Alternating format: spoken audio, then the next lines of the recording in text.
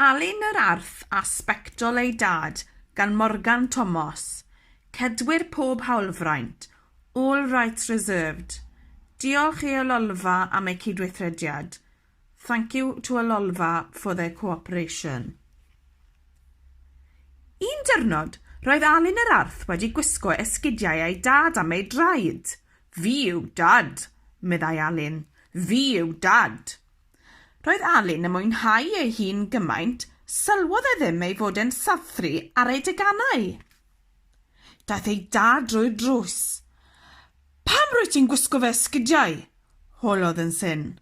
Ac rwy ti wedi sathru ar dy deganau hefyd? Atebodd Alun. Dwi wedi tyfu yn rhy fawr i chwarae gyda hen deganau babi. Nid teganau babi ydyn nhw, ond teganau ar gyfer Arth fel ti, meddai ei dad yn flin. Cymerodd yr esgidiau gan Alun ac aeth allan am dro. Ond beth oedd wedi disgyn o'i boced? Sbectol. Sbectol dad. Gwisgodd Alun y sbectol. Fi yw dad, chwarddodd Alun.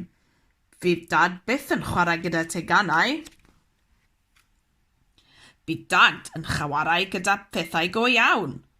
Aeth Alun allan at gar ei dad a dringo i mewn.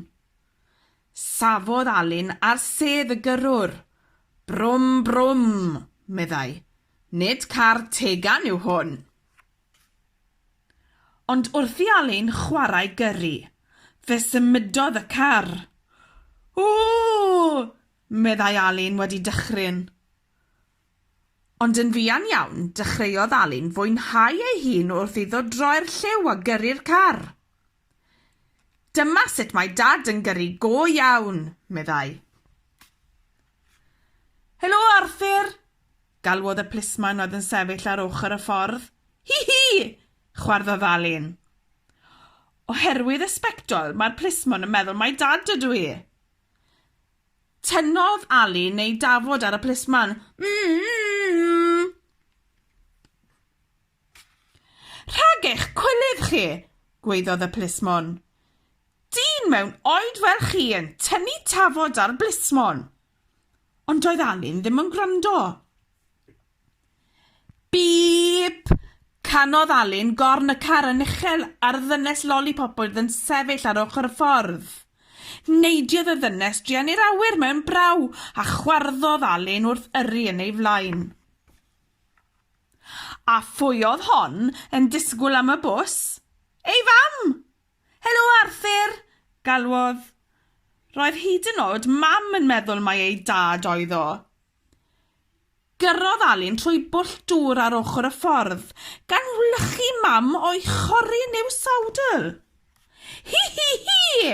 Chwarddodd Alun wrth edrych yn ôl ar ei fam wlyb. Dad fydd yn cael y bai? O'r diwedd, cyrhaeddodd Alun adre yn y car. Neidiodd allan gan edrych ymlaen at weld ei dad yn cael nid un, nid dwy, ond 2 ffrau fawr.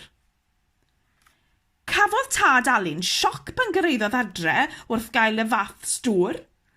Be sydd, gofynnodd? Be dwi wedi wneud? Ti wedi mwlychu, meddai mam Alun. A chanu corn arna i, meddai'r ddynes lollipop. A thynnu tafod ar blismon, meddai'r plismon. Chwarddai Alun wrth weld dad yn cael bai ac yntau ddim yn gwybod pam. Ond roedd Alun yn chwerthin gymaint ac yn crynu wrth wneud nes i rhywbeth ddisgyn o'i boced. Sbectol. Sbectol dad. Trodd pawb i edrych ar y sbectol, ac i Alun geisio ymddangos yn ddiniwed, roedd pawb yn gallu gweld beth oedd wedi digwydd.